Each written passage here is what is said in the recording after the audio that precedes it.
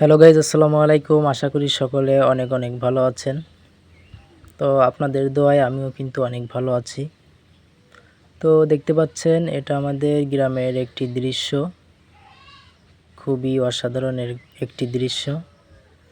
তো সকালবেলায় কিন্তু আমাদের গ্রামে অনেক সুন্দর একটা আবহাওয়া থাকে, হালকা হালকা বাতাস থাকে।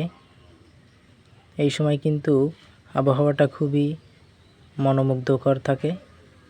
তো দেখুন, খুবই অসাধারণ একটি ওয়েদার, খুবই সুন্দর লাগতেছে দৃশ্যটা।